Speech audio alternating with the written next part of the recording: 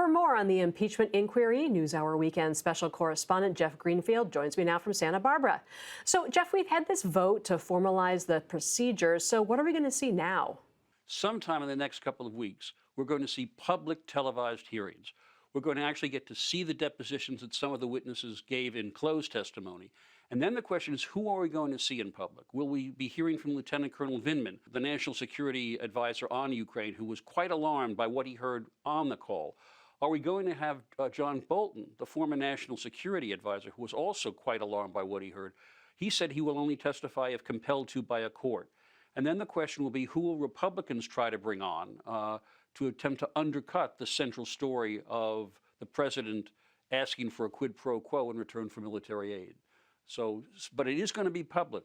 I mean, what impact could that have? Does this represent a risk in some sense or an opportunity for Democrats? We get a clue from the fact that under the rules, each side is going to have 45 minutes of block time to present their case and talk to their witnesses. And the questioning is going to be done by staff attorneys, not by congressmen. And that means that the Democrats have realized that this back and forth, 5 minutes each, muddles the story. They want a clear, coherent story to present if impeachment ever comes, as it probably will, to a full vote. The risk would be if the Republicans can get people to testify who basically say this whole narrative is exaggerated or false. Just this morning, we saw a new Fox News poll come out that said 49% of voters support impeachment. Do we have reason to think that some of this partisanship in Congress might start to erode? I really think that even with the slight erosion in support for Trump among Republicans, it's down, but it's to 78%.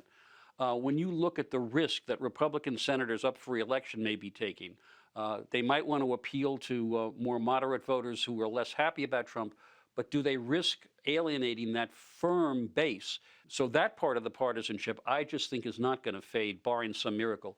One other point, if this gets to a trial in the Senate in January, you have 6 Democratic senators running for president who are going to be, in effect, chained to their desks, just as the climax to the Iowa caucuses and the New Hampshire primary approach. And I doubt that Republican leader McConnell is going to want to do them any favors. So that's another way that partisanship may play a role in what we see. None of this is happening in a vacuum, of course. I wanted to ask you historically, when we look at other impeachment inquiries in the last century, how have things like the economy and approval ratings played a role?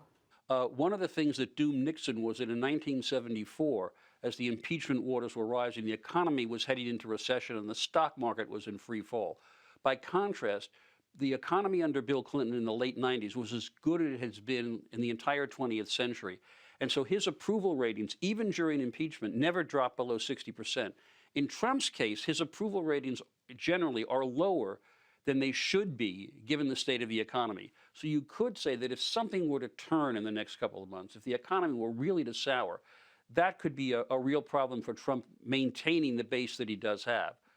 All right, Jeff Greenfield, thank you so much, as always, for being here. Nice to be here.